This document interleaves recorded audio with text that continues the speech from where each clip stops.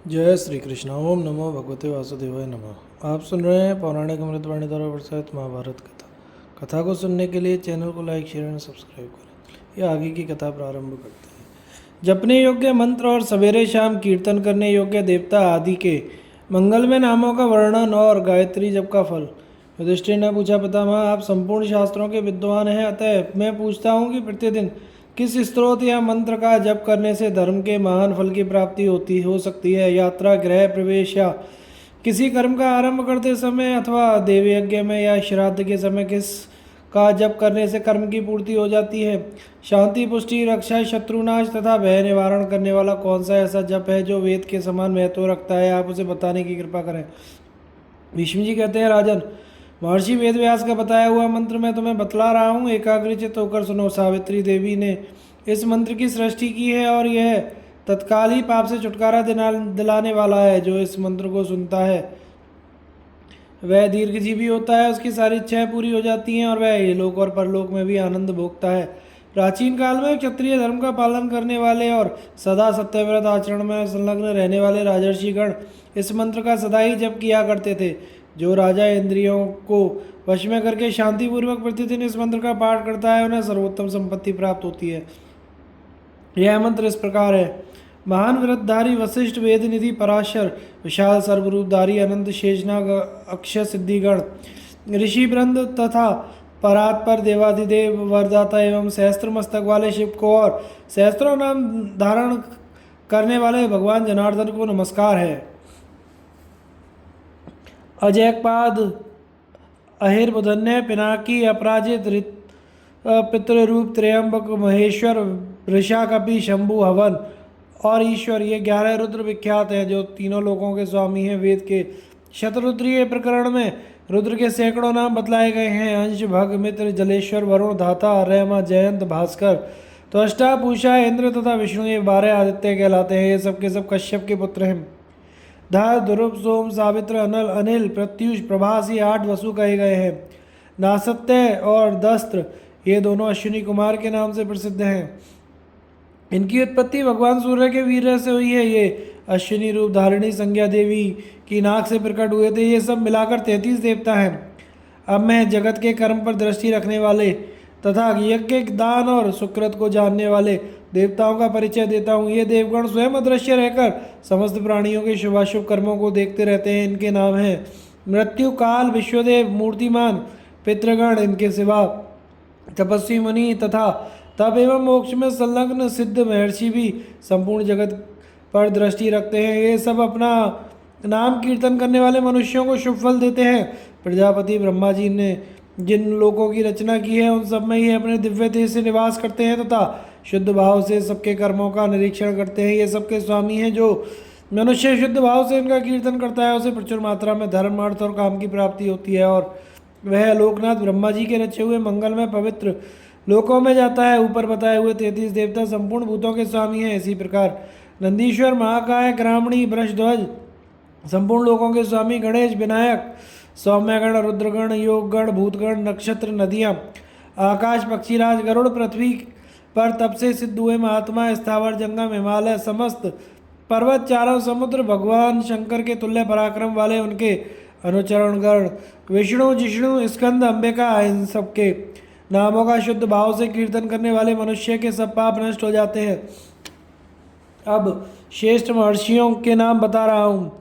यवक्रीत, रैभ्य, अर्वावसु, परावसु, उशिच के पुत्र कक्षीवान, अंगिरानंदन, बल, मेधातिथि के पुत्र कण्व ऋषि, ये सब ऋषि ब्रह्मतेज से संपन्न और लोक सृष्टा बताए गए हैं।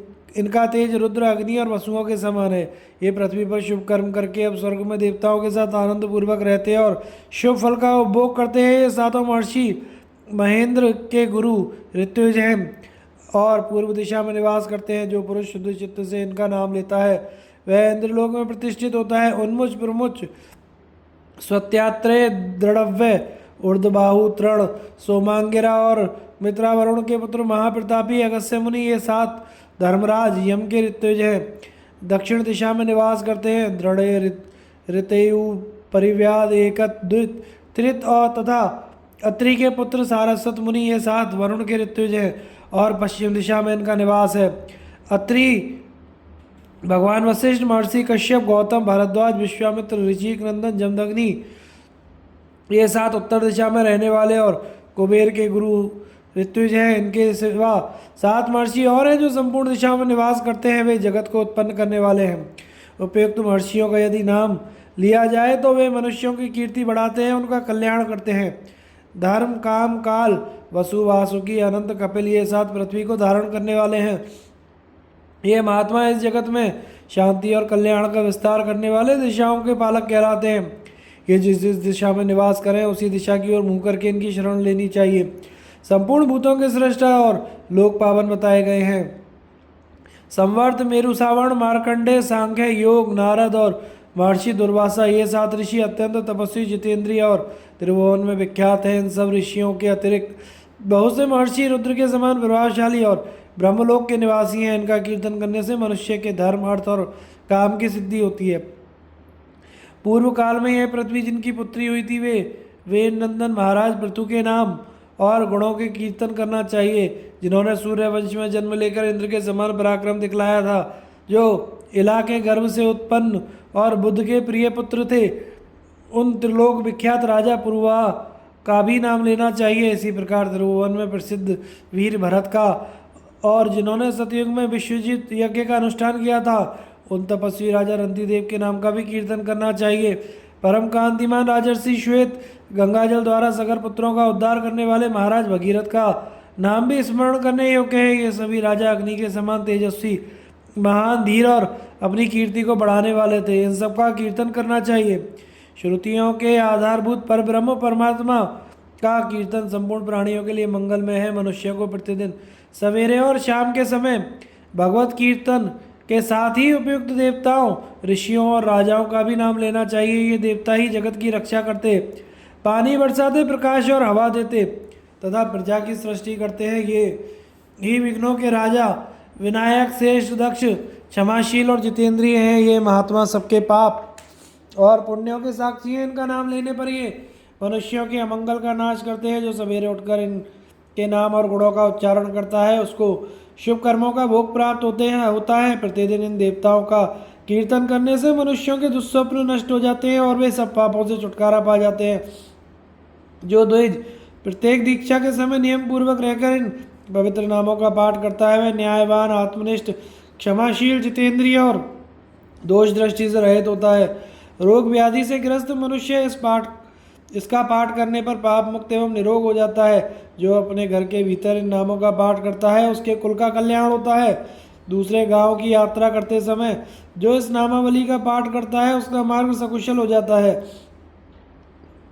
जो देव यज्ञ और श्राद्ध के समय उपयुक्त नामों का पाठ करता है और उसके हव्य को देवता और कव्य को पितर सहर्ष स्वीकार करते हैं। जो मनुष्य जहाज में या किसी सवारी में बैठने पर, विदेश में अथवा राज दरबार में जाने पर मन ही मन गायत्री मंत्र का जप करता है उसे उत्तम सिद्धि प्राप्त होती है। गायत्री का जप करने से राजा, पिशाच, राक्षस, आग, पानी, हवा और सांप आदि से भय नहीं होता। गायत्री मंत्र का जप करने वाला पुरुष चारों वर्णों, चारों आश्रमों में शांति स्थापित करता है। जिस घर में प्रतिदिन गायत्री का जप होता है वहाँ आग नहीं लगती, बालकों की मृत्यु नहीं होती और सांप नहीं ठहरते। जो पर ब्रह्म स्वरूप गायत्री के गुणों का कीर्तन सुनते हैं उनके दुख दूर हो जाते हैं और वे परम गति को प्राप्त होते हैं। यह सिद्धि को प्राप्त हुए महर्षि वेदव्यास का कहा हुआ प्राचीन इतिहास है। इसमें पाराशर मुनि के दिव्य मत का वर्णन है। पूर्व काल में इंद्र को इसका उपदेश किया गया था, वही मैंने तुम्हें सुनाया है।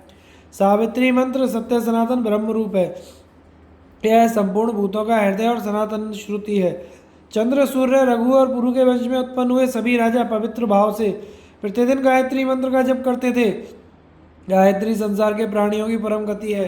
काश्यप, गौतम, भृगु, अंगिरा, अत्रि, शुक्र, अगस्त्य और बृहस्पति आदि वृद्ध महर्षियों ने सदा ही गायत्री मंत्र का सेवन किया है। भृगु का नाम लेने से धर्म की वृद्धि होती है। वशिष्ठ मुनि को नमस्कार करने से वीर्य बढ़ता है। राजा रघु को प्रणाम करने से संग्राम में विजय प्राप्त होती है और अश्विनी कुमारों का नाम लेने से कभी रोग नहीं सताता। राजन, इस प्रकार सनातन ब्रह्म रूपा गायत्री का महात्म्य मैंने तुम्हें बतलाया है। ब्राह्मणों की महिमा तथा कार्तवीर्य और वायु देवता का संवाद। युधिष्ठिर ने पूछा, पितामह, संसार में कौन मनुष्य पूज्य है, किनको नमस्कार करना चाहिए, किनके साथ कैसा बर्ताव करना उचित है तथा कैसे लोगों के साथ किस प्रकार का आचरण करने से कोई हानि नहीं होती। भीष्म जी ने कहा, युधिष्ठिर, ब्राह्मणों का अपमान देवताओं को भी दुख में डाल सकता है, तो राजा को चाहिए कि वह ब्राह्मणों की पूजा और उनको नमस्कार करे तथा ब्राह्मणों के निकट पुत्र की भांति विनय युक्त बर्ताव करे, क्योंकि ब्राह्मण समस्त जगत की धर्म मर्यादा का संरक्षण करने वाले सेतु के समान है। वे धन का त्याग करके प्रसन्न होते हैं और वाणी का संयम रखते हैं। वे उत्तम निधि व्रत का पालन करने वाले लोक और शास्त्र के निर्माता और परम यशस्वी हैं।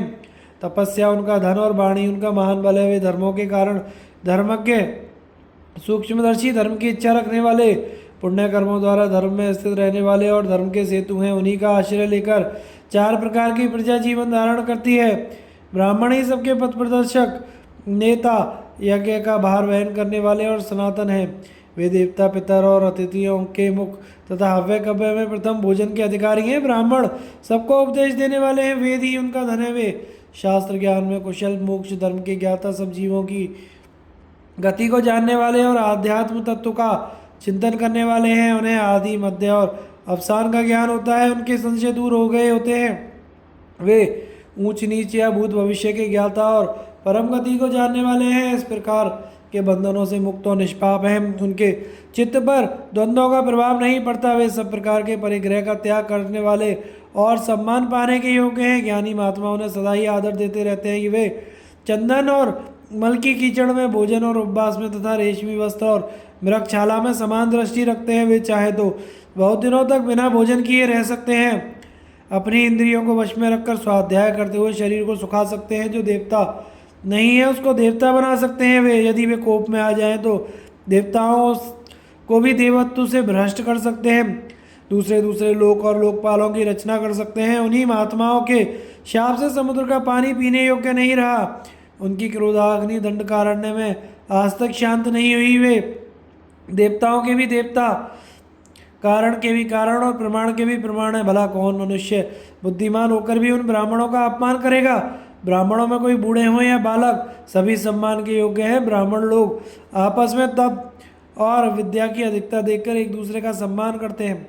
विद्याहीन ब्राह्मण भी देवता के समान और परम पवित्र माना जाता है। फिर जो विद्वान, उसके लिए तो कहना ही क्या, वह तो महान देवता के समान है। युधिष्ठिर ने पूछा, महामते, आप कौन सा फल देखकर और किस कर्म का उदय सोचकर ब्राह्मणों की पूजा करते हैं। भीष्म जी ने कहा, राजन, इस विषय में कार्तवीर्य, अर्जुन और वायु देवता के संवाद रूप प्राचीन इतिहास का वर्णन किया जाता है। पूर्व काल की बात है। महेशमती नगरी में सहस्त्र भुजाधारी कार्तवीर्य अर्जुन नाम वाला एक राजा राज्य करता था। वह महान बलवान और सत्य पराक्रमी था। इस लोक में सर्वत्र उसी का आधिपत्य था। एक समय कृतवीर्य कुमार अर्जुन ने क्षत्रिय धर्म को आगे करके विनय और शास्त्र ज्ञान के अनुसार बहुत दिनों तक मुनिवर दत्तात्रेय की आराधना की और अपना सारा धन उनकी सेवा में अर्पण कर दिया। दत्तात्रेय जी उसके ऊपर बहुत संतुष्ट हुए और उसे 3 वर मांगने की आज्ञा दी। तब राजा ने कहा, भगवान, मैं युद्ध में तो 1000 भुजाओं से युक्त रहूं, किंतु घर पर मेरी 2 ही बाहें रहें। रणभूमि में सभी सैनिकों को मेरी 1000 बाहें दृष्टिगोचर हों और मैं अपने पराक्रम से संपूर्ण पृथ्वी को जीत लूं। इस प्रकार पृथ्वी का धर्मानुसार प्राप्त कर मैं आलस्य रहित होकर इसका पालन करूं। इसके सिवा एक बात के लिए प्रार्थना करता हूं, मुझ पर कृपा कीजिए। आप इसे भी पूर्ण करें। यदि कभी सन्मार्ग का परित्याग करके असत्य मार्ग का आश्रय लूँ तो साधु पुरुष मुझे राह पर लाने के लिए शिक्षा दें। उसके इस प्रकार प्रार्थना करने पर दत्तात्रेय जी ने तथास्तु कहकर उपयुक्त वर दे दिए। तब राजा कार्तवीर्य सूर्य के समान तेजस्वी रथ पर बैठकर संपूर्ण पृथ्वी पर विजय पाने के अनंतर बल के अभिमान से मोहित होकर कहने लगा, धैर्य, वीर्य, यश, शूरता, पराक्रम और ओज में मेरे समान दूसरा कौन है। उसकी यह बात पूरी होती ही आकाशवाणी हुई, मूर्ख, तुझे नहीं पता, ब्राह्मण क्षत्रिय से भी श्रेष्ठ है। ब्राह्मण की सहायता से ही क्षत्रिय इस लोक में प्रजा का शासन कर सकता है। कार्तवीर्य ने कहा, मैं प्रसन्न होने पर प्राणियों की सृष्टि कर सकता हूँ और कुपित होने पर उनका नाश कर सकता हूँ। मन, वाणी अथवा क्रिया के द्वारा भी ब्राह्मण मुझसे श्रेष्ठ नहीं हो सकते। ब्राह्मण क्षत्रियों के आश्रित रहकर जीविका चलाते हैं, किंतु क्षत्रिय कभी ब्राह्मणों के आश्रय में नहीं रहता। प्रजा पालन रूप धर्म क्षत्रियों पर ही अवलंबित है। क्षत्रियों से ही ब्राह्मणों को जीविका प्राप्त होती है। फिर ब्राह्मण क्षत्रियों से श्रेष्ठ कैसे हो सकता है। आज से मैं सदा भीख मांगकर जीवन निर्वाह करने वाले, अपने को सबसे श्रेष्ठ मानने वाले ब्राह्मणों को अपने अधीन रखूंगा। आकाश में स्थित गायत्री ने जो ब्राह्मण को क्षत्रियों से श्रेष्ठ बतलाया है वह बिल्कुल झूठ है। मृगशाला पहनने वाले सभी ब्राह्मण विवश होते हैं। मैं इन सबको जीत लूंगा। तीनों लोकों में कोई भी देवता या मनुष्य ऐसा नहीं है जो मुझे राज्य से भ्रष्ट कर सके। अतः मैं ब्राह्मणों से श्रेष्ठ हूँ। संसार में अब तक ब्राह्मण ही सबसे श्रेष्ठ माने जाते थे, किंतु आज से मैं क्षत्रियों की प्रधानता स्थापित करूंगा। संग्राम में कोई भी मेरे बल को सह नहीं सकता। यह सुनकर अंतरिक्ष में स्थित हुए वायु देवता ने कहा, कार्तवीर है, तो इस दूषित भावना को त्याग दे और ब्राह्मणों को प्रणाम कर। यदि तू इनकी बुराई करेगा तो तेरे राज्य में विप्लव मच जाएगा।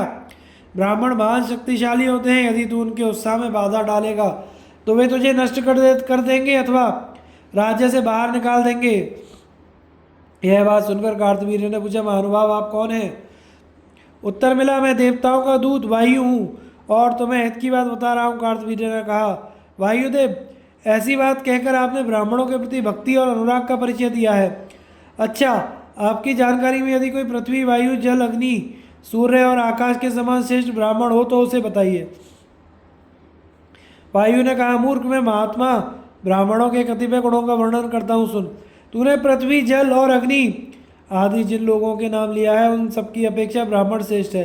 एक बार राजा अंग के साथ स्पर्धा लाख डांट होने के कारण पृथ्वी की अधिष्ठात्री देवी लोक धारण रूप से अपने धरणीत्व का परित्याग करके अन्यत्र चली गई। उस समय विप्रवर कश्यप ने ही अपनी शक्ति से इस स्थूल पृथ्वी को थाम रखा था। इसलिए ब्राह्मण मृत्युलोक और स्वर्ग में भी अजय हैं। पहले की बात है, महामना अंगिरा मुनि जल को दूध की भांति पी रहे थे। उस समय उन्हें पीने से तृप्ति ही नहीं होती थी, अतः पीते पीते वे सारी पृथ्वी का जल पी गए। तत्पश्चात फिर उन्होंने जल का महान स्रोत बहाकर संपूर्ण पृथ्वी को बहा दिया। वही अंगिरा मुनि एक बार मेरे ऊपर कुपित हो गए थे। उस समय उनके डर से इस जगत को त्याग कर मुझे बहुत दिनों तक अग्निहोत्र की अग्नि में निवास करना पड़ा था। महर्षि गौतम ने इंद्र को अहिल्या पर आसक्त होने के कारण शाप दे दिया था। केवल धर्म की रक्षा के लिए ही उनके प्राण नहीं लिए थे। समुद्र पहले मीठे जल से भरा रहता था, किंतु ब्राह्मणों के शाप से ही उसका पानी खारा हो गया। अग्नि का रंग पहले सोने के समान था, उसमें से धुआं नहीं उठता था, उसकी लपट सदा ऊपर ही की ओर ही उठती थी, किंतु क्रोध में भरे हुए अंगिरा ऋषि ने उसे शाप दे दिया, इसलिए अब उसमें पूर्वोक्त गुण नहीं रह गए। देखो, ब्रह्मर्षि कपिल के शाप से दग्ध हुए सगर पुत्रों की जो यज्ञ संबंधी अश्व की खोज करते हुए यहाँ समुद्र तक आए थे, यह राख की ढेरी पड़ी हुई है। इसलिए राजन, तू ब्राह्मणों की समानता कदापि नहीं कर सकता। उनसे अपने कल्याण का उपाय जानने का यत्न कर। राजा तो गर्भ में स्थित हुए ब्राह्मणों को भी प्रणाम करते हैं। दंडकारण्य का विशाल साम्राज्य ब्राह्मणों ने ही नष्ट कर दिया। तालजंग नाम वाले महान क्षत्रिय वंश को अकेले महात्मा और उन्हें संहार कर डाला। तुम्हें भी जो परम दुर्लभ विशाल राज्य, बल, धर्म और शास्त्र ज्ञान की प्राप्ति हुई है, वह विप्रवर दत्तात्रेय जी की कृपा का ही फल है। श्रेष्ठ ब्राह्मण प्रत्येक जीव की रक्षा करने वाला, जीव जगत की सृष्टि करने वाला है। इस बात को जानकर भी तू क्यों मुंह में पड़ा हुआ है? जिन्होंने संपूर्ण चराचर जगत की सृष्टि की है, वे अव्यक्त रूप अविनाशी प्रजापति ब्रह्मा जी भी ब्राह्मण ही हैं। यह सुनकर कार्तवीर्य चुप हो गया। तब वायु देवता ने पुनः कहना आरंभ किया। वायु देवता द्वारा कश्यप, अगस्त्य, वशिष्ठ, अत्रि और च्यवण मुनि की महिमा का वर्णन। वायु ने कहा, राजन, पूर्व काल की बात है, अंग नाम वाले एक राजा ने इस पृथ्वी को ब्राह्मणों के लिए दान कर देने का विचार किया। यह जानकर पृथ्वी को बड़ी चिंता हुई। वह सोचने लगी, मैं संपूर्ण प्राणियों को धारण करने वाली और ब्रह्मा जी की पुत्री हूँ। मुझे पाकर यह श्रेष्ठ राजा क्यों ब्राह्मणों को देना चाहता है? यदि इसका ऐसा विचार है तो मैं भूमित्व का लोक धारण रूप अपने धर्म का त्याग करके ब्रह्मलोक चली जाऊंगी। भले ही मेरे जाने से यह राजा अपने राज्य सहित नष्ट हो जाए। ऐसा निश्चय करके पृथ्वी चली गई। महर्षि कश्यप ने जब पृथ्वी को जाते देखा तो योग का आश्चर्य तुरंत अपना शरीर त्याग दिया और पृथ्वी के इस स्थूल विग्रह में प्रविष्ट हो गए। उनके प्रवेश करने से पृथ्वी पहले की अपेक्षा और भी समृद्ध हो गई। चारों ओर घास पात और अन्न की उपज अधिक मात्रा में होने लगी। उत्तरोत्तर धर्म बढ़ने लगा, भय का नाश हो गया। इस प्रकार विशाल व्रत का पालन करने वाले महर्षि कश्यप 30,000 दिव्य वर्षों तक सजग होकर पृथ्वी के रूप में स्थित रहे। तत्पश्चात पृथ्वी ब्रह्मलोक से लौट कर आई और उन्हें प्रणाम करके उसने अपने को उनकी पुत्री माना। तभी से पृथ्वी का नाम काश्यपी हो गया। राजन, ये कश्यप जी ब्राह्मण ही थे जिनका ऐसा प्रभाव देखा गया है। तू कश्यप से भी श्रेष्ठ किसी क्षत्रिय को जानता हो तो मुझे बता। इस प्रकार पूछने पर भी राजा कार्तवीर्य ने कोई जवाब नहीं दिया।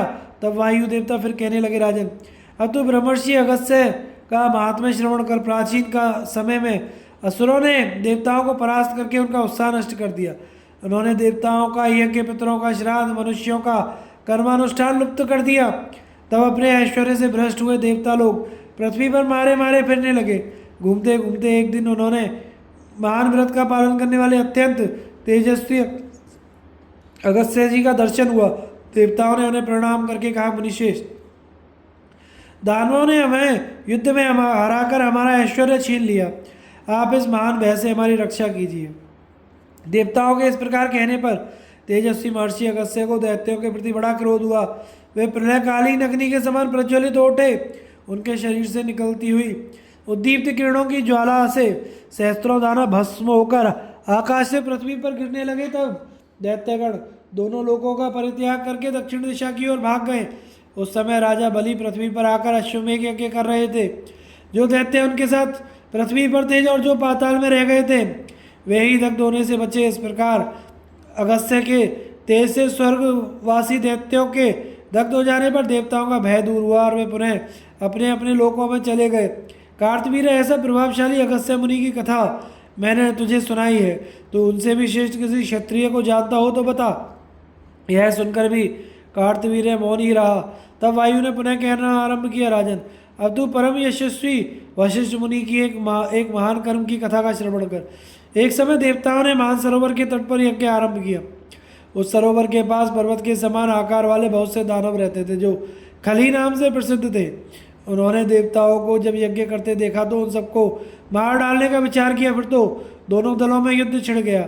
मानसरोवर वहां से निकट था और ब्रह्मा जी ने उसके विषय में दैत्यों को वरदान दे रखा था कि इसमें डुबकी लगाने से तुम्हें नवीन जीवन मिलेगा।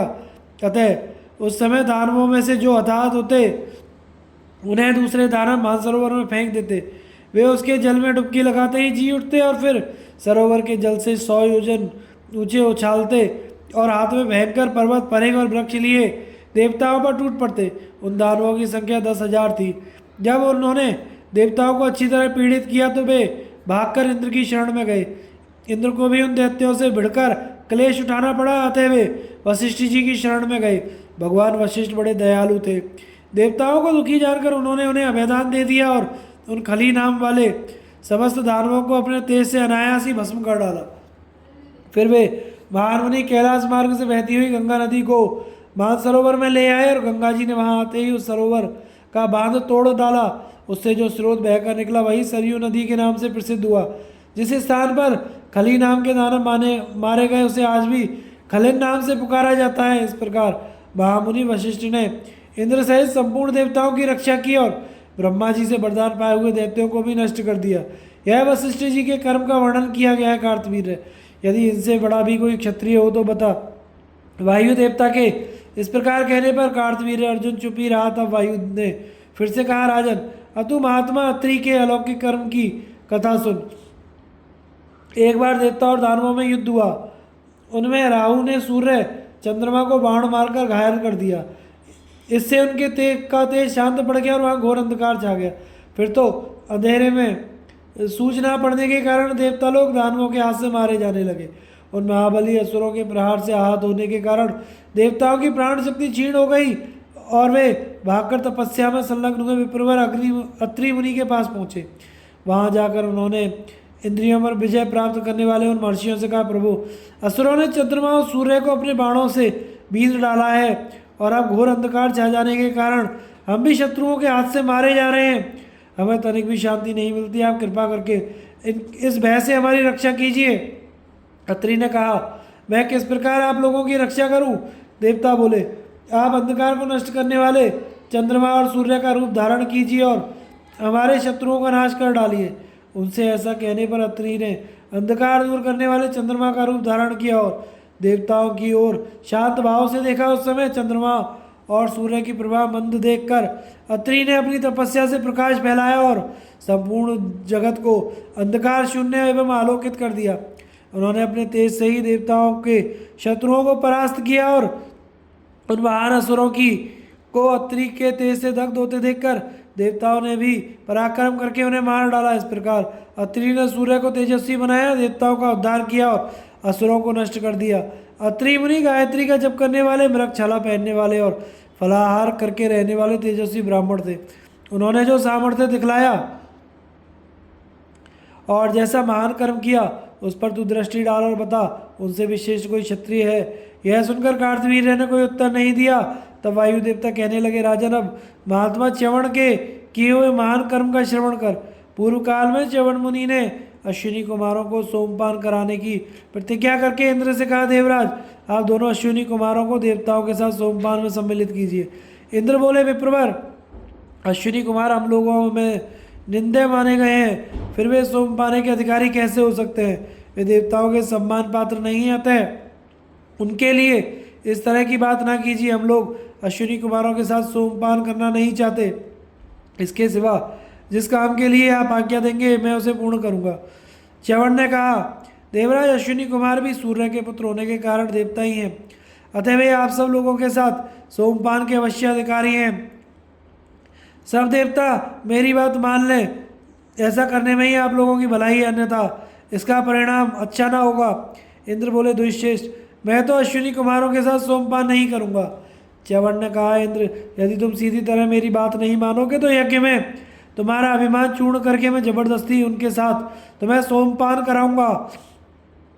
तदनंतर च्यवन मुनि ने अश्विनी कुमारों के हित के लिए तत्काल यज्ञ आरंभ किया। यह देखकर इंद्र क्रोध से मूर्छित हो उठे और हाथ में विशाल पर्वत तथा वज्र लिए हुए मुनि की ओर दौड़े। उस समय उनकी आंख क्रोध से लाल हो रही थी। महान तपस्वी च्यवन ने इंद्र को अपने ऊपर आक्रमण करते देख उनके ऊपर पानी का एक छींटा डाला और वज्र और पर्वत सहित उन्हें जड़वत बना दिया। फिर उन्होंने अग्नि में आहुति डालकर इंद्र के लिए अत्यंत भयंकर शत्रु उत्पन्न किया, जिसका नाम मद था। वह मुंह फैलाए खड़ा हो गया, उसकी थोड़ी का भाग जमीन में सटा हुआ था और ऊपर वाला होठ आकाश छू रहा था। उसके मुंह के भीतर 1000 दांत थे जो 100 योजन ऊंचे दिखाई देते थे तथा उसकी भयंकर दाढ़ें 2-2 100 योजन लंबी दाढ़ें थी। उस समय इंद्र सहित संपूर्ण देवता उसकी जिह्वा की जड़ में आ गए। फिर तो मद के मुख में पड़े हुए देवताओं ने आपस में सलाह करके इंद्र से कहा, देवराज आप विप्रवर च्यवन को प्रणाम कीजिए, इनसे विरोध करना अच्छा नहीं है। हम लोग निसंकोच होकर अश्विनी कुमारों के साथ सोमपान करेंगे। यह सुनकर इंद्र ने महामुनि च्यवन के चरणों में प्रणाम किया और उनकी आज्ञा स्वीकार कर ली। फिर च्यवन ने अश्विनी कुमारों को देवता के साथ सोमरस का भागी बनाया, अपना यज्ञ समाप्त कर दिया। इसके बाद उन्होंने जुआ, शिकार, मद्य और स्त्रियों में मद को बांट दिया। इन दोषों में आसक्त हुए मनुष्यों का अवश्य ही नाश हो जाता है, अतः इनका दूर से ही त्याग कर देना चाहिए। राजन, यह मैंने तुझसे च्यवन मुनि के महान कर्म का वर्णन किया है, बता उनसे भी बढ़कर कोई क्षत्रिय है? भीष्म जी कहते हैं, युधिष्ठिर जब वायु ने इस प्रकार ब्राह्मणों का महत्व बतलाया तो कार्तवीर्य अर्जुन ने उनके वचनों की प्रशंसा करके इस प्रकार उत्तर दिया, प्रभु मैं सब प्रकार से और सदा ब्राह्मणों के लिए ही जीवन धारण करता हूँ, ब्राह्मणों का भक्त हूँ और प्रतिदिन ब्राह्मणों को प्रणाम करता हूँ। विप्रवर दत्तात्रेय जी की कृपा से मुझे यह बल और उत्तम कीर्ति और महान धर्म की प्राप्ति हुई। वायुदेव, आपने मुझसे ब्राह्मणों के अद्भुत कर्मों का वर्णन किया है और मैंने ध्यान देकर उन सबका श्रवण किया है। वायु ने कहा, राजन तू क्षत्रिय धर्म के अनुसार ब्राह्मणों की रक्षा और इंद्रियों का निग्रह कर। भीष्म जी द्वारा भगवान श्री कृष्ण की महिमा का वर्णन। युधिष्ठिर ने पूछा, पितामह आप कौन सा लाभ देखकर उत्तम व्रत का आचरण करने वाले ब्राह्मणों की सदा पूजा किया करते हैं? भीष्म जी ने कहा, युधिष्ठिर ये महाव्रतधारी भगवान श्री कृष्ण ब्राह्मण की पूजा होने वाले लाभ का प्रत्यक्ष अनुभव कर चुके हैं, अतः यही तुमसे इस विषय की सारी बातें बताएंगे। आज मेरा बल, मेरे कान, मेरी वाणी, मेरा मन और मेरे दोनों नेत्र शिथिल से हो रहे हैं। मेरा ज्ञान भी विशुद्ध हो गया है, जान पड़ता है अब मेरा शरीर छूटने में अधिक विलंब नहीं है। पुराणों में जो ब्राह्मण, क्षत्रिय, वैश्य और शूद्रों के धर्म बतलाए गए हैं तथा सब वर्ण के लोग जिस जिस धर्म की उपासना करते हैं वह सब मैंने तुम्हें सुना दिया। अब जो कुछ बाकी रह गया हो उसको भगवान श्री कृष्ण से सीखना। इस श्री कृष्ण का जो स्वरूप है, जो इनका पुरातन बल है, उसे ठीक ठीक मैं जानता हूँ। भगवान श्री कृष्ण अप्रमेय है, अतः तुम्हारे मन में संदेह होने पर यही तुम्हें धर्म का उपदेश करेंगे। श्री कृष्ण ने ही इस प्रकार आकाश और स्वर्ग, पृथ्वी, आकाश और स्वर्ग की सृष्टि की है। यही भयंकर बल वाले वाराह के रूप में प्रकट हुए थे तथा इन्हीं प्राण पुरुष ने पर्वतों और दिशाओं को उत्पन्न किया था। अंतरिक्ष, स्वर्ग, चारों दिशाएं और चारों कोण, ये सब भगवान कृष्ण से नीचे हैं। इन्हीं से इस सृष्टि की परंपरा प्रचलित हुई है और इन्होंने ही इस प्राचीन विश्व का निर्माण किया है। सृष्टि के आरंभ में इनकी नाभि से कमल उत्पन्न हुआ और उसी के भीतर अमित तेजस्वी ब्रह्मा जी स्वतः प्रकट हुए। इन्होंने ही प्राचीन काल में दैत्यों का संहार किया और ये ही दैत्य सम्राट बलि के रूप में प्रकट हुए। समस्त प्राणियों की उत्पत्ति इन्हीं से हुई है। भूत और भविष्य इनका ही स्वरूप है। यही संपूर्ण जगत की रक्षा करते हैं। जब धर्म का हास होने लगता है उस समय ये श्री कृष्ण देवताओं तथा मनुष्यों के वंश में अवतार लेकर स्वयं धर्म का आचरण करते हुए उसकी स्थापना और जो अपर सब लोगों की रक्षा करते हैं। कुंती नंदन, ये त्याज्य वस्तु का त्याग करके असुरों का वध करने के लिए स्वयं कारण बनते हैं। कार्य और कारण इन्हीं के स्वरूप में विश्वकर्मा, विश्वरूप, विश्वभोक्ता, विश्व विधाता, विश्व विजेता भी यही है। यही एक हाथ में त्रिशूल और दूसरे हाथ में रक्त से भरा हुआ खप्पर लिए हुए विकराल रूप धारण करते हैं। अपने नाना प्रकार के चरित्रों से जगत में विख्यात हुए श्री कृष्ण की ही सब लोग स्तुति करते हैं। सैकड़ों गंधर्व, अप्सराएं, देवता सदा इनकी सेवा में उपस्थित रहते हैं। राक्षस भी इनसे सम्मति लिया करते हैं। एकमात्र यही धर्म के रक्षक और विश्व विजयी हैं। यज्ञ में स्तोता लोग इन्हीं की स्तुति करते हैं। साम गान करने वाले विद्वान रथंतर साम के द्वारा इन्हीं का गुणगान किया करते हैं। वेद वेदता ब्राह्मण वेद के मंत्रों से इन्हीं का स्तवन करते हैं और अर्धर्यु लोग यज्ञ में इन्हीं को अवश्य देते हैं। पृथ्वी, आकाश और स्वर्ग लोग सब इन सनातन पुरुष श्री कृष्ण के वश में रहते हैं। यही सर्वत्र विचरने वाले वायु हैं। सर्वव्यापक और प्रचंड किरणों से सुशोभित आदिदेव सूर्य हैं। इन्होंने ही समस्त असुरों पर विजय पाई है तथा इन्होंने ही अपने 3 पगों से तीनों लोकों को नाप लिया था। ये श्री कृष्ण संपूर्ण देवताओं, पितरों, मनुष्यों की आत्मा है। इन्हीं को याज्ञिक पुरुष का यज्ञ कहा जाता है। यही दिन और रात का विभाग करते हुए सूर्य रूप में उदित होते हैं। उत्तरायण और दक्षिणायन इन्हीं के 2 मार्ग हैं। ये प्रत्येक मास में यज्ञ करते हैं और वेदज्ञ ब्राह्मण इन्हीं के गुण गाते हैं। ये महातेजस्वी और सर्वत्र व्याप्त रहने वाले श्री कृष्ण अकेले ही संपूर्ण जगत को धारण करते हैं। प्रतिष्ठित तुम इन्हीं को अंधकार नाशक सूर्य समझो। ये पंच महाभूतों के केंद्र हैं। इन्होंने ही आकाश, पृथ्वी, स्वर्ग, अंतरिक्ष, वन और पर्वतों की सृष्टि की है।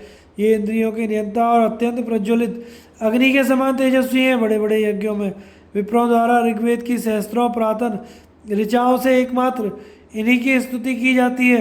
इन श्री कृष्ण के सिवा दूसरा ऐसा कोई नहीं है जो महातेजस्वी दुर्वासा को अपने घर में ठहरा सके।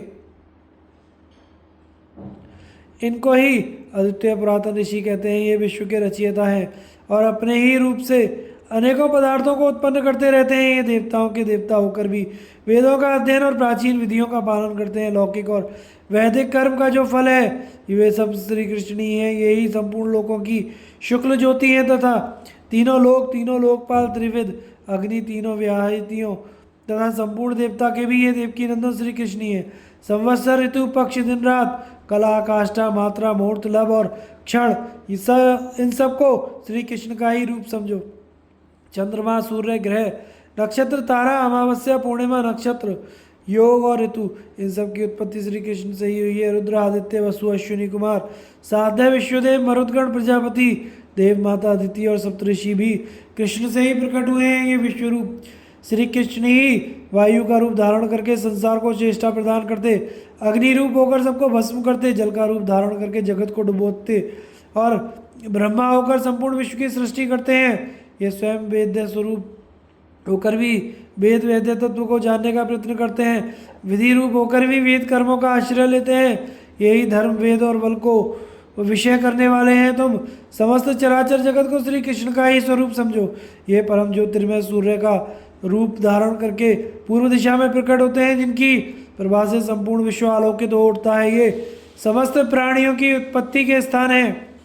इन्होंने पूर्व काल में पहले जल की सृष्टि करके फिर संपूर्ण जगत को उत्पन्न किया था। ऋतु, नाना प्रकार के उत्पाद, अनेकों अद्भुत पदार्थ, मेघ, बिजली, ऐरावत और संपूर्ण चराचर जगत की इन्हीं से उत्पत्ति हुई है। इन्हीं को समस्त जगत का आत्मा विष्णु समझो।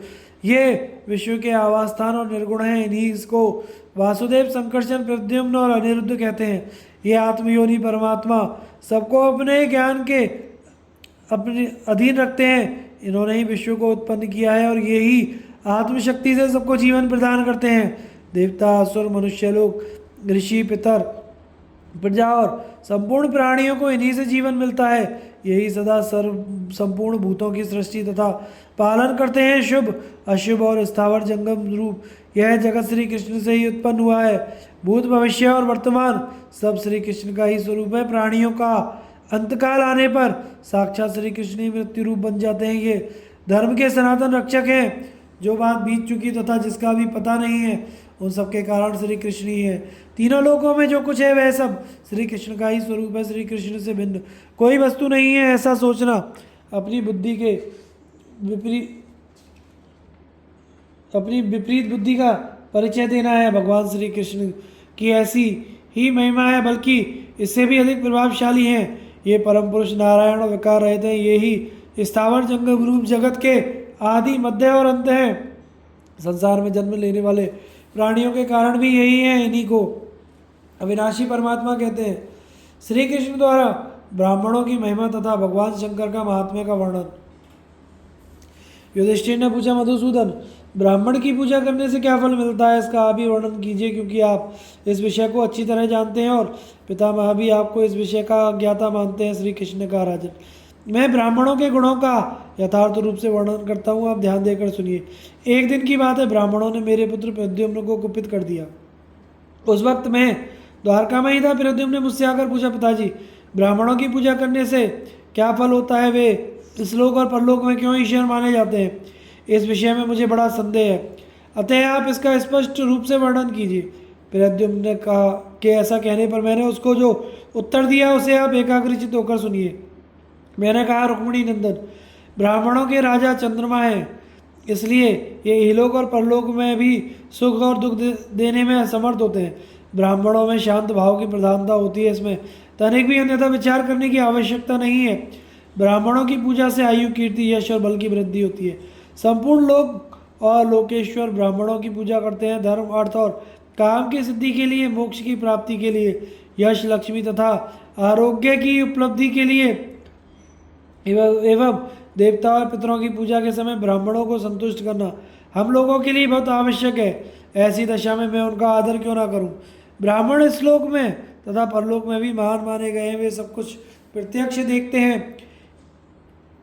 यदि क्रोध में बढ़ जाएं तो वे इस जगत को भस्म कर सकते हैं, दूसरे लोक और लोकपालों की सृष्टि कर सकते हैं। अतः तेजस्वी पुरुष ब्राह्मणों के महत्व को अच्छी तरह जानकर भी उनके साथ सद्वर्ताव क्यों ना करे? राजन, इस प्रकार प्रद्युम्न के पूछने पर मैंने उसे उत्तम ब्राह्मण का महात्म्य बतलाया। अतः आप सदा ही मीठे वचन बोलकर और नाना प्रकार के दान देकर महान सौभाग्यशाली ब्राह्मणों की पूजा करते रहें। भीष्म जी ने मेरे विषय में जो कुछ कहा है वह सब सत्य है। अब मैं भगवान शंकर का महात्म्य बतला रहा हूँ, अब ध्यान देकर सुनिए। विद्वान पुरुष महादेव जी को अग्नि, स्थाणु, महेश्वर, एकाक्ष, त्र्यंबक, विश्वरूप और शिव अनेकों नाम से पुकारते हैं। वेद में उनके दो स्वरूप बतलाए गए हैं, जिन्हें वेद वेदता ब्राह्मण जानते हैं। उनका एक स्वरूप तो घोर है और दूसरा शिव है। इन दोनों के भी अनेकों भेद हैं। इनकी जो घोर मूर्ति है वह उपजाने वाली है। उसके अग्नि, विद्युत और सूर्य आदि अनेकों रूप हैं।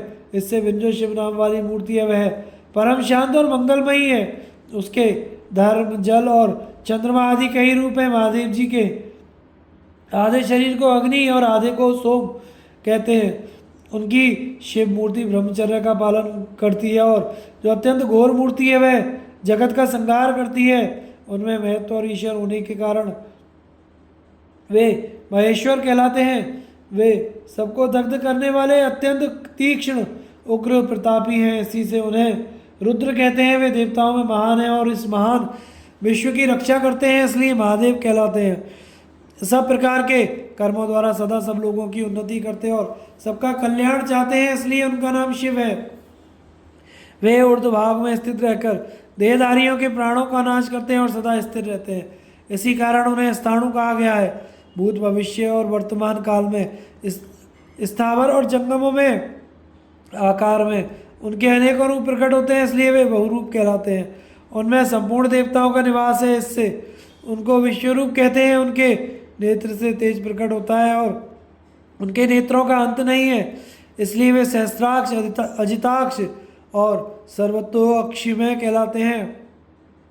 वे सब प्रकार से पशुओं का पालन करते हैं और उनके साथ रहने में सुख मनाते हैं और पशुओं के अधिपति हैं, इसलिए उनका नाम पशुपति है। मनुष्य यदि ब्रह्मचर्य का पालन करते हुए प्रतिदिन स्थिर शिवलिंग की पूजा करता है तो इससे महात्मा शंकर को बड़ी प्रसन्नता होती है और वे संतुष्ट होकर अपने भक्तों को सुख देते हैं।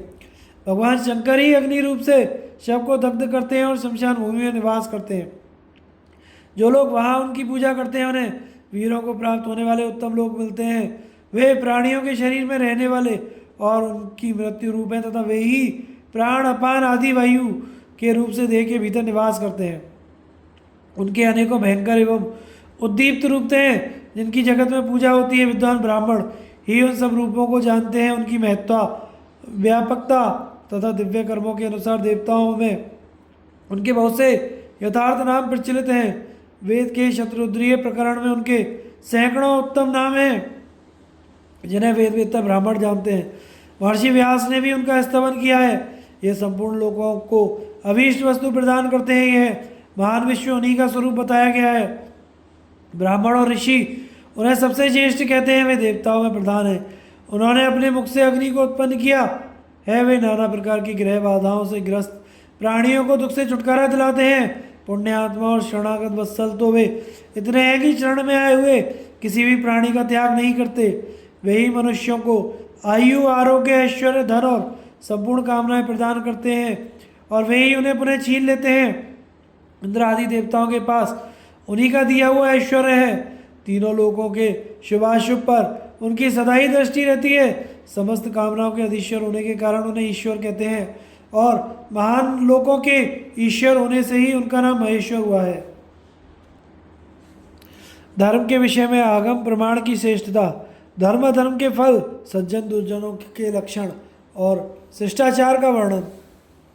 वैशंपायन जी कहते हैं, जन्मजय देवकी नंदन भगवान श्री कृष्ण का उपदेश समाप्त होने पर युधिष्ठिर ने शांतनु नंदन भीष्म से पुनः प्रश्न किया, पितामह धार्मिक विषय का निर्णय करने के लिए प्रत्यक्ष प्रमाण का आश्रय लेना चाहिए या आगम का?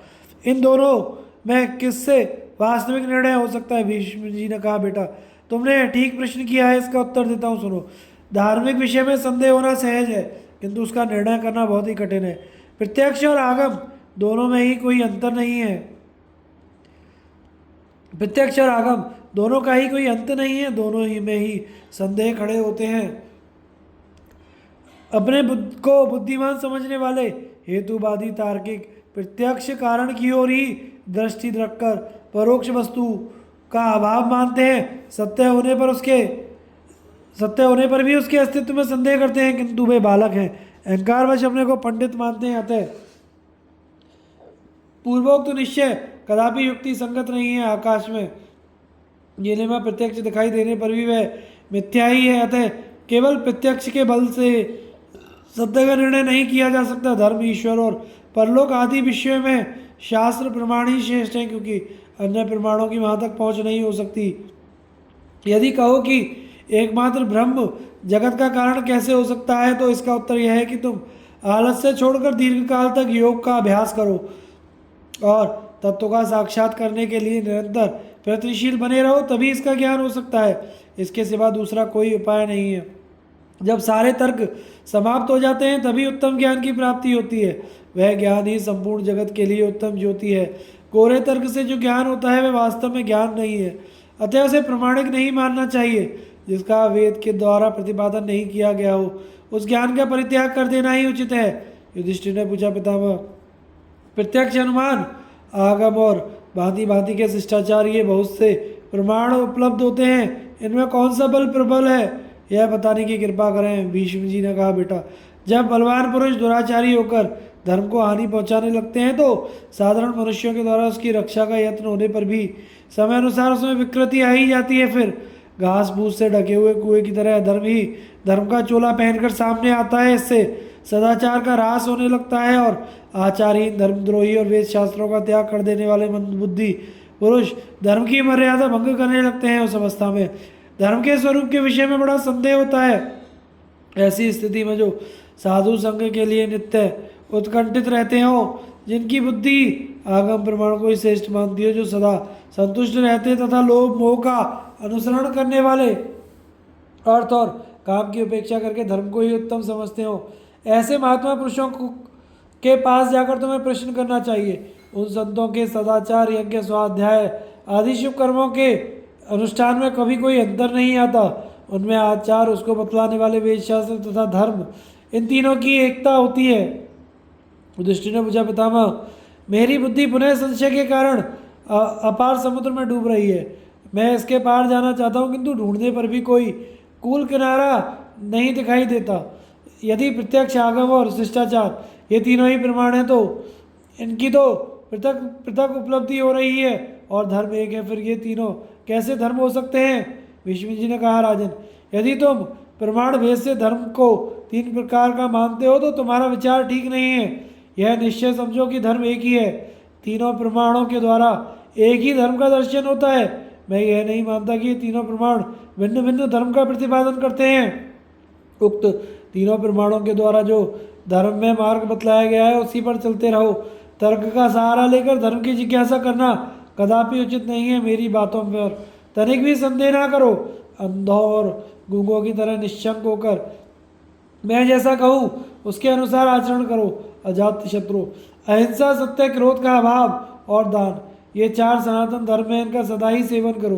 तुम्हारे पिता पितामह आदि ने ब्राह्मणों के साथ जैसा बर्ताव किया है उसी का तुम भी अनुसरण करो, क्योंकि ब्राह्मण धर्म के उपदेशक हैं। जो मनुष्य प्रमाण को भी अप्रमाण मानता है वह अज्ञानी है। उसकी बात को प्रमाणिक नहीं मानना चाहिए, क्योंकि वह केवल विवाद करने वाला है। तुम ब्राह्मणों का ही विशेष आदर सत्कार करके उनकी सेवा में लगे रहो और यह जान लो कि ये संपूर्ण लोग ब्राह्मणों का ही के ही आधार पर टिके हुए हैं। युधिष्ठिर ने पूछा, पितामह, जो मनुष्य धर्म की निंदा करते हैं और जो धर्म का आचरण करते हैं वे किन लोकों में जाते हैं? इस विषय का वर्णन कीजिए। भीष्म जी ने कहा, युधिष्ठिर, जो मनुष्य रजोगुण और तमोगुण से चित्त मलिन होने के कारण धर्म से द्रोह करते हैं वे नरक में पड़ते हैं, तथा जो सदा सरलता, सत्य भाषण में तत्पर होकर धर्म का पालन करते हैं वे मनुष्य स्वर्गलोक का सुख भोगते हैं। आचार्य की सेवा करने से जिन्हें एकमात्र धर्म का सहारा रहता है तथा जो सदा धर्म में स्थित रहते हैं वे देवलोक में जाते हैं। मनुष्य हो या देवता, जो शरीर को कष्ट देकर भी धर्माचरण में लगे रहते हैं तथा लोभ और द्वेष का त्याग कर देते हैं उन्हें सुख की प्राप्ति होती है।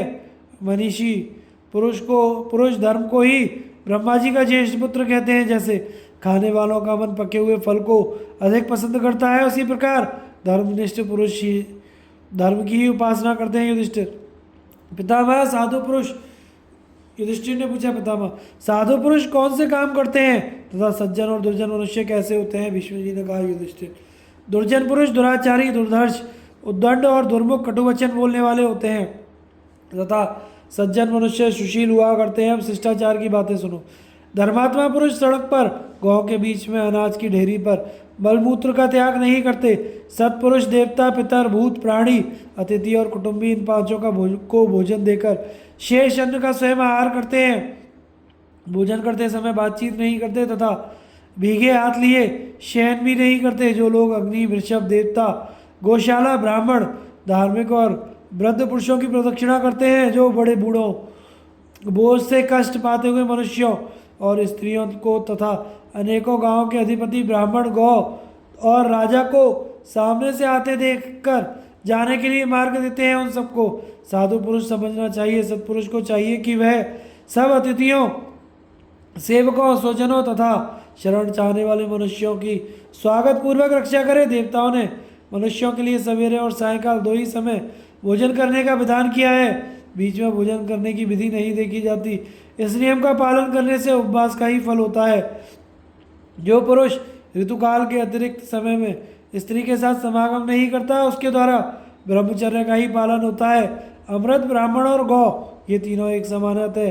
गौ और ब्राह्मणों का सदा ही विधिपूर्वक पूजन करना चाहिए, मनुष्य स्वदेश में हो या परदेश में।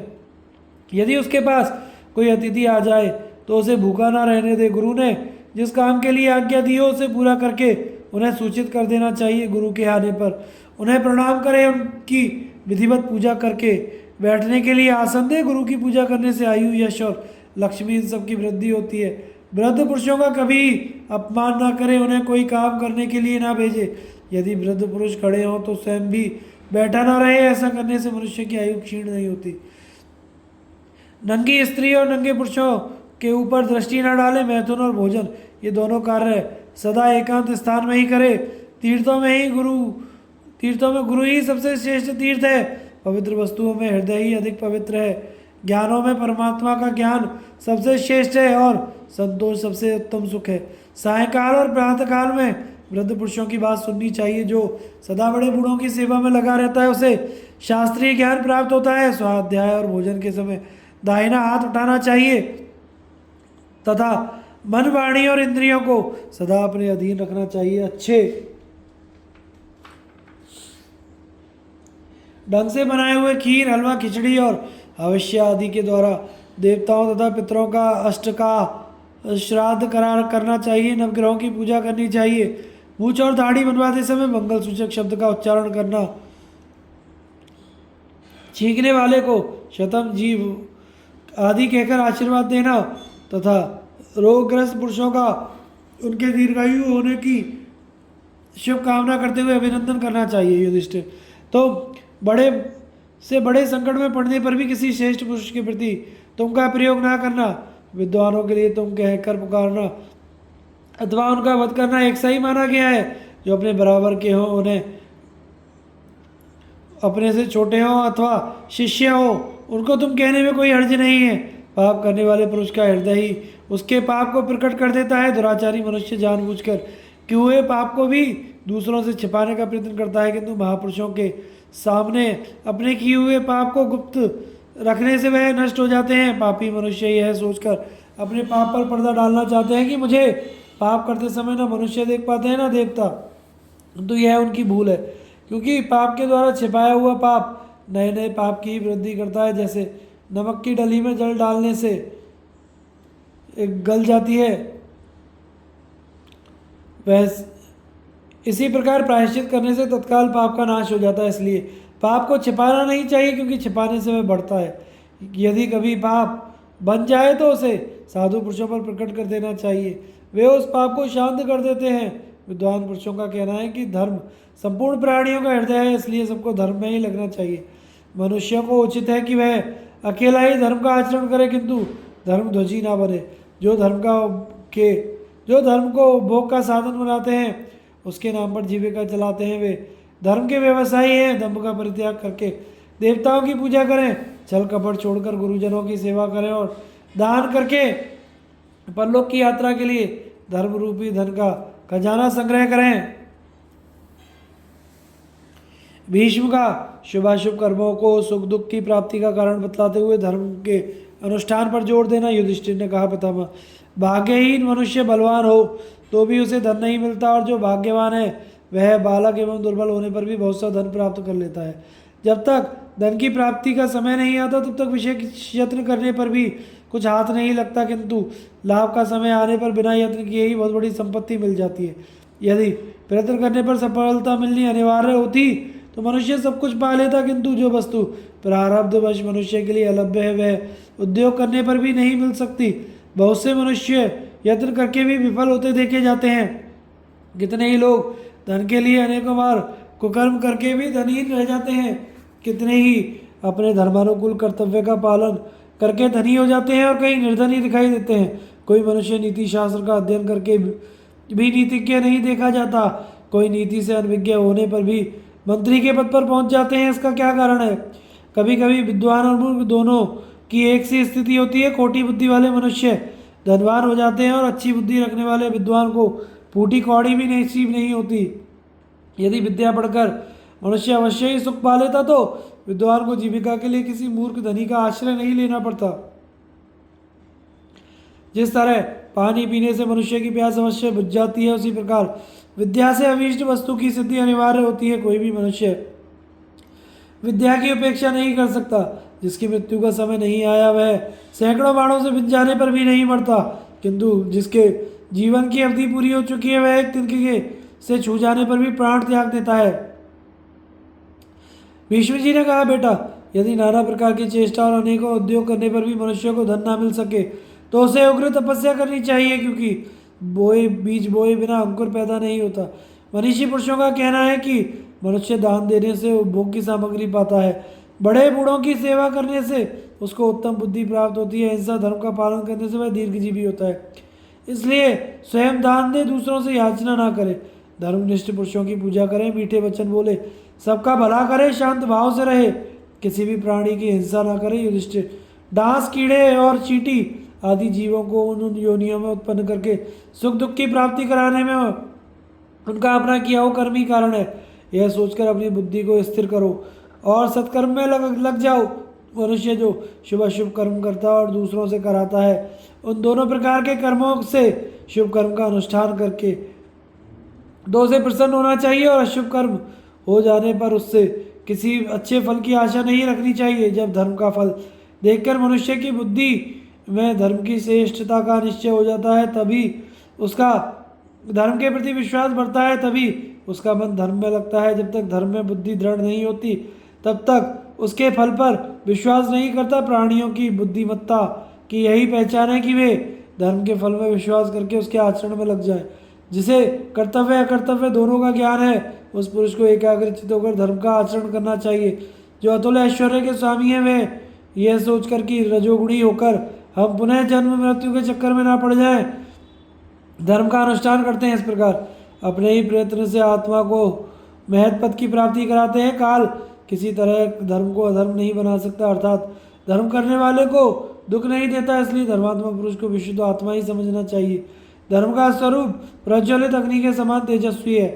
काल उसकी सब ओर से रक्षा करता है, अतः अधर्म में इतनी शक्ति नहीं है कि वह धर्म को छू भी सके। विशुद्धि और पाप के स्पर्श का अभाव, ये दोनों धर्म के कार्य हैं। धर्म विजय की प्राप्ति कराने वाला और तीनों लोकों में प्रकाश फैलाने वाला है। कोई कितना ही बड़ा बुद्धिमान क्यों ना हो, वह किसी का हाथ पकड़कर उसे बलपूर्वक धर्म में नहीं लगा सकता। अब मैं चारों वर्णों के संबंध में कुछ कहना चाहता हूँ। ब्राह्मण, क्षत्रिय, वैश्य और शूद्र, इन सब वर्णों के शरीर पंचभूतों से ही बने हुए हैं। सबकी आत्मा एक सी है, फिर भी उनके लौकिक धर्म और विशेष धर्म में विभिन्नता रखी गई है। इसका उद्देश्य यही है कि सब लोग अपने अपने धर्म का पालन करते हुए पुनः एकत्व को प्राप्त हो। यदि कहो तो धर्म तो नित्य माना गया है, फिर उससे स्वर्ग आदि अनित्य लोगों की प्राप्ति कैसे होती है? तो इसका उत्तर यह है कि जब धर्म का संकल्प नित्य होता है, अर्थात अनित्य कामनाओं को त्याग करके निष्काम भाव से धर्म का अनुष्ठान किया जाता है, उस समय किए हुए धर्म से सनातन लोक नित्य परमात्मा की ही प्राप्ति होती है। भीष्म जी का देवता, ऋषि, पर्वत, नदी आदि का नाम बतलाकर उनके स्मरण से धर्म की प्राप्ति बतलाना तथा भीष्म जी की आज्ञा से युधिष्ठिर का परिवार सहित हस्तिनापुर में जाना। युधिष्ठिर ने पूछा, पितामह, मनुष्य के कल्याण का उपाय क्या है?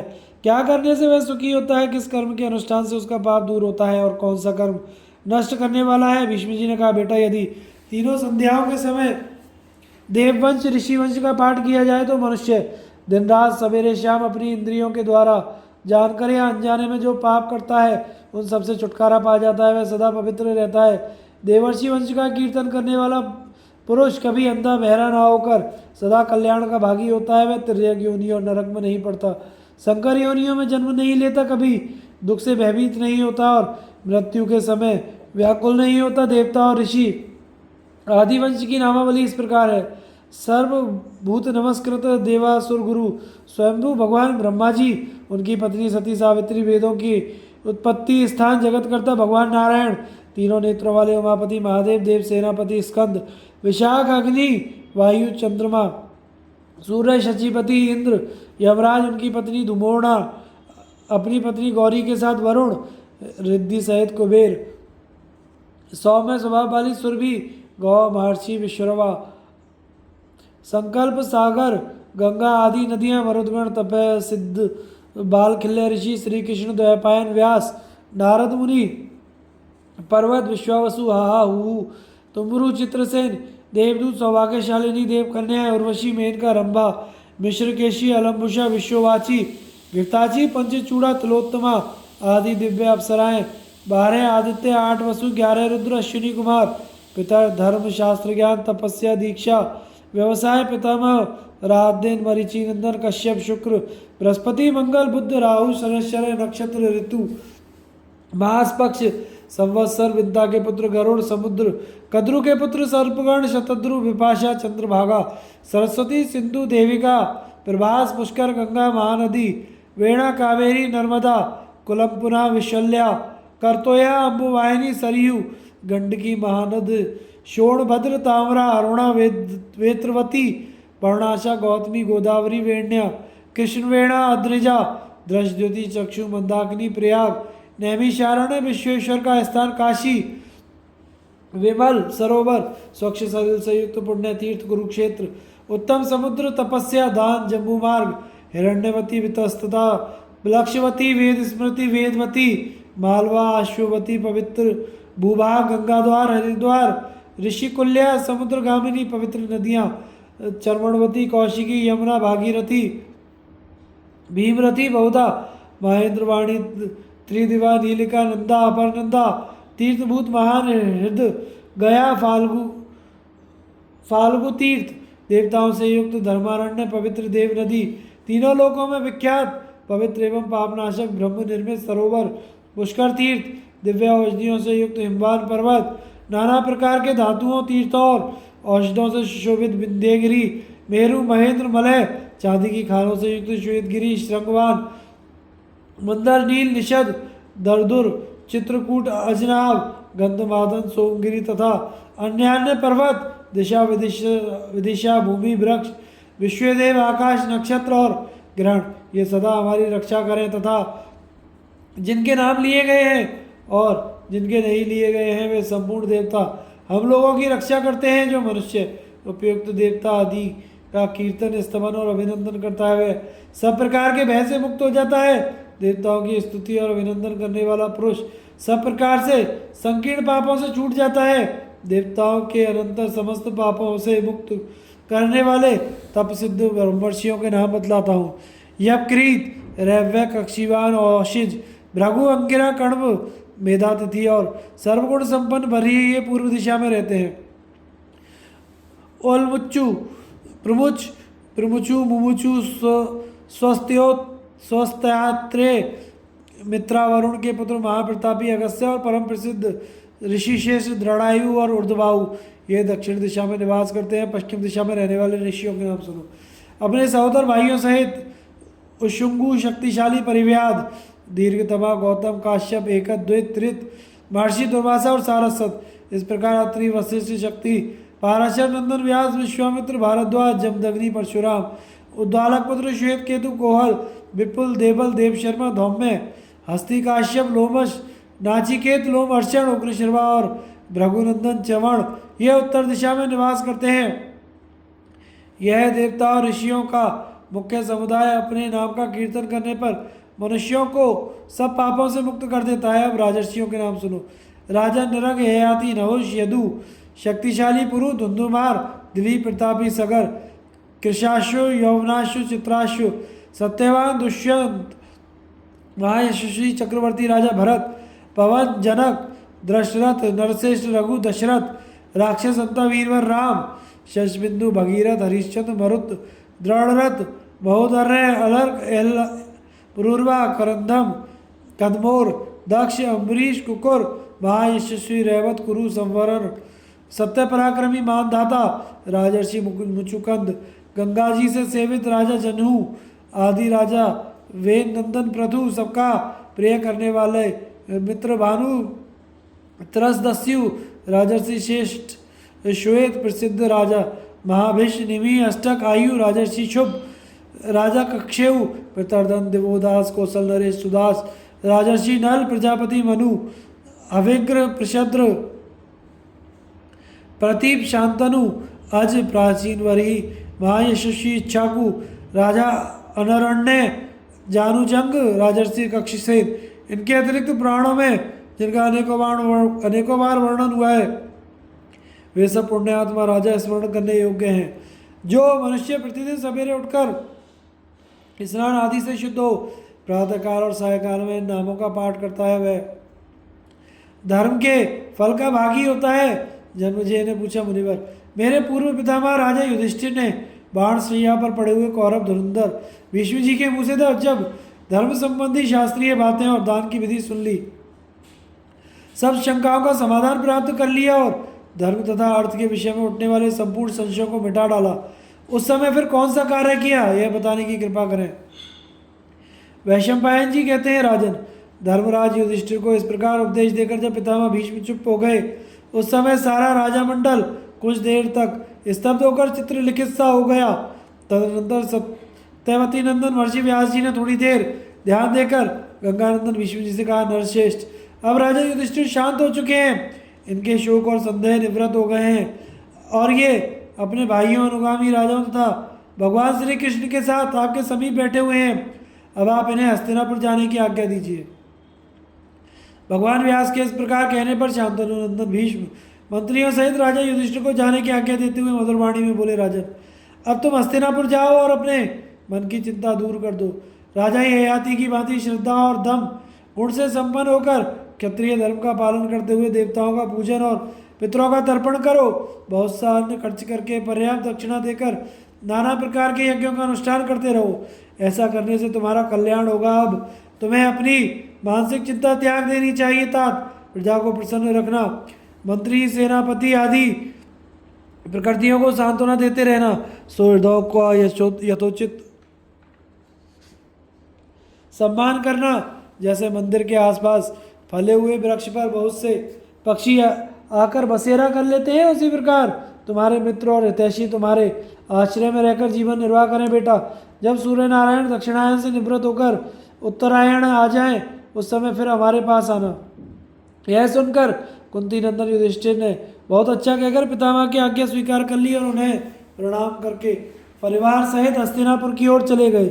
उनके आगे आगे राजा धृतराष्ट्र और पतिव्रता गांधारी देवी थी और साथ में ऋषिगण, सभी भाई, भगवान श्री कृष्ण और नगर और प्रांत के लोग तथा वृद्ध मंत्री चल रहे थे। इन सब के साथ धर्मराज ने हस्तिनापुर में प्रवेश किया।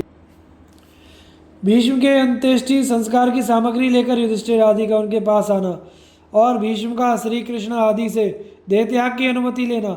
वैशंपायन जी कहते हैं, राजन, हस्तिनापुर जाने के बाद कुंती नंदन युधिष्ठिर ने नगर और प्रांत के लोगों का यथोचित सम्मान किया तथा उन्हें अपने अपने घर जाने की आज्ञा दी। इसके बाद जिन स्त्रियों के पति और पुत्र युद्ध में मारे गए थे, उन सबको बहुत सा धन देकर धैर्य बधाया।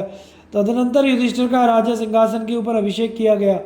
उन्होंने मंत्री आदि समस्त प्रकृतियों को अपने अपने पद पर स्थापित करके वेदवेत्ता एवं गुणवान ब्राह्मणों से उत्तम आशीर्वाद ग्रहण किया। तत्पश्चात राजा युधिष्ठिर ने 50 दिनों तक हस्तिनापुर में रहने के बाद जब सूर्यदेव को दक्षिणायन से निवृत्त होकर उत्तरायण में आए देखा, तो उन्हें कुरुश्रेष्ठ भीष्म जी की मृत्यु का स्मरण हुआ है। वे यज्ञ कराने वाले ब्राह्मणों के साथ हस्तिनापुर से चलने को उद्यत हुए। जाने से पहले उन्होंने भीष्म जी का अंत्येष्टि संस्कार करने के लिए घृत, माला, सुगंधित द्रव्य, रेशमी वस्त्र, चंदन, काला अगरू, अच्छे अच्छे फूल और नाना प्रकार के रत्न आदि सामग्री भेज दी। फिर धृतराष्ट्र और गांधारी को आगे करके माता कुंती, सब भाई, भगवान श्री कृष्ण, बुद्धिमान विदुर और सात्विकी को लेकर वे नगर से बाहर निकले। उनके साथ रथ, हाथी, घोड़े आदि राजोचित उपकरण और वैभव का महान ठाट बाट था। बंदीजन उनकी स्तुति करते हुए चलते थे। महातेजस्वी युधिष्ठिर भीष्म जी के स्थापित किए हुए त्रिविध अग्नियों को आगे रखकर स्वयं पीछे पीछे चल रहे थे। यथा समय वे कुरुक्षेत्र में शांतुनंदन भीष्म जी के पास जा पहुंचे। उस समय वहां पारशर नंदन व्यास जी, देवर्षि नारद और देवल ऋषि उनके पास बैठे थे। वे महाभारत युद्ध में मरने से बचे हुए और अन्य देशों से आए हुए बहुत से राजा उन महात्मा की सब ओर से रक्षा कर रहे थे। धर्मराज युधिष्ठिर दूर से ही वीरशैया पर सोए हुए भीष्म जी का दर्शन करके भाइयों सहित रथ से उतर पड़े और निकट जाकर उन्होंने पितामह भीष्म तथा व्यास आदि महर्षियों को प्रणाम किया।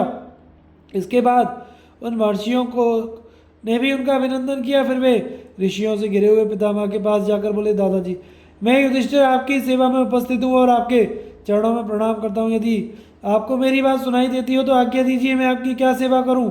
आपके बताए हुए समय पर अग्नियों को लेकर मैं उपस्थित हूँ। आपके महातेजस्वी पुत्र राजा धृतराष्ट्र भी अपने मंत्रियों के साथ यहाँ पधारे हुए हैं। भगवान श्री कृष्ण, मरने से बचे हुए समस्त राजा, कुरु जांगल देश के लोग भी आए हुए हैं। आप आंखें खोलकर इनकी ओर देखिए। आपके कथन अनुसार इस समय के लिए जो कुछ करना आवश्यक हो वह सब कर लिया गया है। सभी उपयोगी वस्तुओं का प्रबंध हो चुका है। परम बुद्धिमान युधिष्ठिर के इस प्रकार कहने पर गंगानंदन भीष्म जी ने आंखें खोलकर अपने चारों ओर खड़े हुए समस्त भरतवंशी राजाओं की ओर देखा। फिर युधिष्ठिर का हाथ पकड़कर मेघ के समान गंभीर वाणी में यह समयोचित वचन कहा, बेटा युधिष्ठिर, तुम अपने मंत्रियों के साथ यहाँ आ गए, ये बहुत अच्छी बात हुई। भगवान सूर्य अब दक्षिणायन से उत्तरायण की ओर आ गए हैं। इन तीखे बाणों की शैया पर चयन करते हुए आज मुझे 58 दिन हो गए हैं, किंतु ये दिन मेरे लिए 100 वर्ष के समान बीते हैं। इस समय चांद्रमास के अनुसार माघ का महीना प्राप्त हुआ है। इसका यह शुक्ल पक्ष चल रहा है, जिसका एक भाग बीत चुका है और 3 भाग बाकी है। धर्मपुत्र युधिष्ठिर से ऐसा कहकर भीष्म जी ने धृतराष्ट्र को संबोधित करके कहा, राजन, तुम धर्म को अच्छी तरह जानते हो। तुमने अर्थ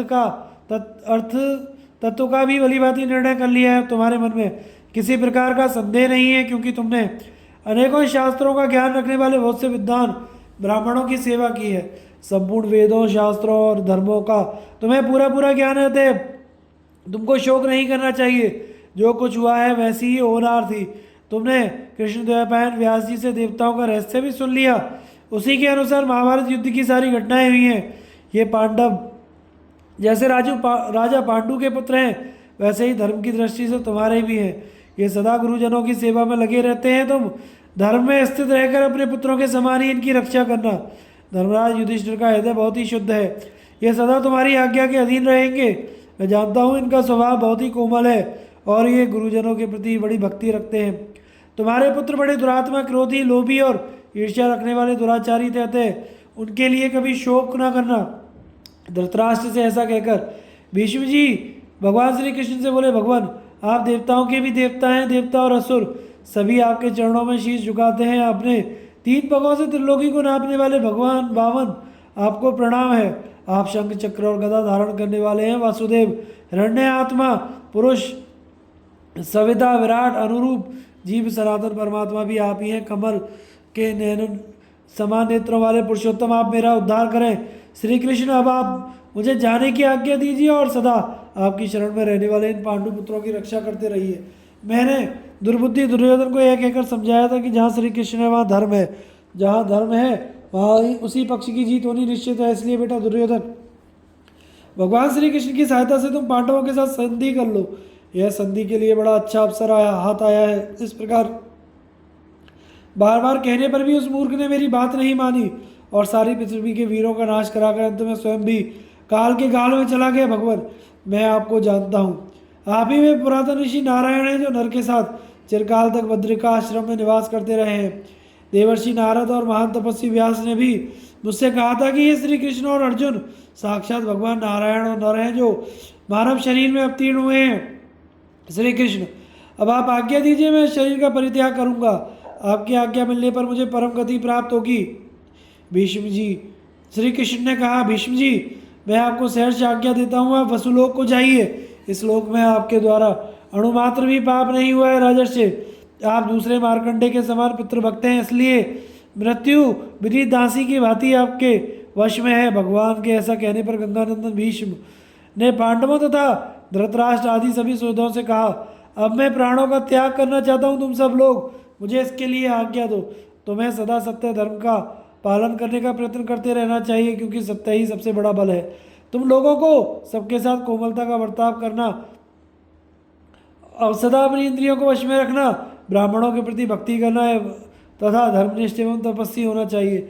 यह कहकर भीष्म जी ने अपने सब सुहृदों को गले से लगाया और युधिष्ठिर से पुनः इस प्रकार कहा, राजन, तुम सामान्यतः सभी ब्राह्मणों की, विशेषतः विद्वानों की और आचार्य ऋतुजों की सदा पूजा करते रहना। भीष्म जी का प्राण त्याग और धृतराष्ट्र आदि के द्वारा उनका दाह संस्कार, कौरवों का गंगा के जल से भीष्म को जलांजलि देना, गंगा जी का प्रकट होकर पुत्र के लिए शोक करना और श्री कृष्ण का उन्हें समझाना, वैशंपायन जी कहते हैं, जन्मजय समस्त कौरवों के से इस प्रकार कहकर शांतनु नंदन भीष्म जी कुछ देर तक चुप पड़े रहे। तदनंतर वे मन सहित प्राणवायु को क्रमशः भिन्न भिन्न धारणाओं में स्थापित करने लगे। इस तरह यौगिक क्रिया के द्वारा रोके हुए महात्मा भीष्म जी के प्राण क्रमशः ऊपर चढ़ने लगे।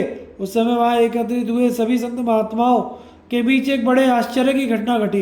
व्यास आदि सब महर्षियों ने देखा कि शांतनु नंदन भीष्म का प्राण उनके जिस जिस अंग को त्याग कर ऊपर उठता था उस अंग के बाण अपने आप निकल जाते और उनका घाव बढ़ जाता। इस प्रकार सबके देखते देखते भीष्म जी का शरीर क्षण भर में बाण से रहित हो गया। यह देखकर भगवान श्री कृष्ण और व्यास आदि महर्षियों को बड़ा विस्मय हुआ। भीष्म जी ने अपने देह के सभी द्वारों को बंद करके प्राण को सब ओर से रोक लिया, इसलिए उनका मस्तक ब्रह्मरंध्र फोड़कर आकाश में चला गया। उस समय देवताओं ने दुंदुभी बजाई और फूलों की वर्षा की। सिद्धों और ब्रह्मर्षियों को बड़ा हर्ष हुआ। वे भीष्म जी को साधुवाद देने लगे। भीष्म जी का प्राण उनके ब्रह्मरंध्र से निकलकर उल्का की भांति आकाश की ओर उड़ा, क्षण भर में विलीन हो गया। इस प्रकार भरतवंश का भार वहन करने वाले शांतनु नंदन भीष्म जी काल के अधीन हुए। तदनंतर बहुत से काष्ठ नाना प्रकार के सुगंधित द्रव्य लेकर महात्मा पांडव विदुर युयुषु ने चिता तैयार की और बाकी लोग अलग अलग खड़े होकर देखते रहे। तत्पश्चात युधिष्ठिर और विदुर जी ने भीष्म जी को चिता पर सुलाकर उन्हें रेशमी वस्त्रों, फूलों और मालाओं से ढक दिया। उस समय युयुषु ने उनके ऊपर छत्र लगाया। भीमसेन तथा अर्जुन श्वेत चंवर और व्यजन डुलाने लगे। माद्री कुमार नकुल और सहदेव ने पगड़ी हाथ में लेकर भीष्म जी के मस्तक पर रखी। कुरुकुल की स्त्रियां ताड़ के पंख लेकर चारों ओर उन्हें हवा करने लगी। फिर पांडवों ने विधि पूर्वक समयोचित पितृमेध यज्ञ किया और भीष्म के सब शव का संस्कार करते हुए अग्नि में बहुत सी आहुतियां डाली। उस समय सामवेद के विद्वान ब्राह्मण सामगान करने लगे और धृतराष्ट्र ने चंदन की लकड़ी तथा सुगंधित वस्तुओं से भीष्म के शरीर को आच्छादित करके उनकी चिता में आग लगा दी। फिर धृतराष्ट्र आदि सब कौरवों ने उस जलती हुई चिता की प्रदक्षिणा की। इस प्रकार भीष्म जी का दाह संस्कार करके समस्त कौरव अपने कुल की स्त्रियों को साथ लेकर ऋषि मुनियों से सेवित परम पवित्र भागीरथी के तट पर गए। उनके साथ महर्षि व्यास, देवर्षि नारद, असित, देवल, भगवान श्री कृष्ण नगर निवासी मनुष्य भी थे। वहां पहुंचकर सब लोगों ने विधि पूर्वक महात्मा भीष्म को जलांजलि दी। उस समय अपने पुत्र भीष्म को जलांजलि देने का कार्य पूरा हो जाने पर भगवती भागीरथी जल के ऊपर प्रकट हुई और शोक से विकल होकर कौरवों से रो रो कर कहने लगी, प्रिय पुत्रों, मेरी बात सुनो। भीष्म राजोचित सदाचार से संपन्न थे। उनकी बुद्धि बड़ी पवित्र थी और उनका जन्म भी उत्तम कुल में हुआ था। वे कुरुकुल के वृद्ध पुरुषों का सत्कार करने वाले अपने पिता के बड़े भक्त थे। उन्होंने अपने जीवन में महान व्रत का पालन किया था। जमदग्नि कुमार परशुराम जी भी अपने दिव्य अस्त्रों से उन्हें परास्त नहीं कर सके थे, किंतु वे ही महापराक्रमी भी शिखंडी के हाथ से मारे गए। यह कितने दुख की बात है। अवश्य ही मेरा हृदय पत्थर का बना हुआ है, तभी तो अपने प्यारे पुत्र को जीवित ना देखकर भी यह फट नहीं जाता। काशीपुरी के स्वयंवर में समस्त क्षत्रिय राजा एकत्रित हुए थे, किंतु भीष्म ने अकेले ही उन सबको जीतकर काशीराज की कन्याओं का अपहरण किया। हाय, बल में जिनकी समानता करने वाला इस पृथ्वी पर दूसरा कोई वीर नहीं है, उन्हीं को शिखंडी के हाथ से मारे गए सुनकर आज मेरी छाती क्यों नहीं फट जाती। जिन्होंने कुरुक्षेत्र के मैदान में युद्ध करके परशुराम को अनायास ही कष्ट में डाल दिया था, उन्हीं की मृत्यु शिखंडी के हाथ से हुई।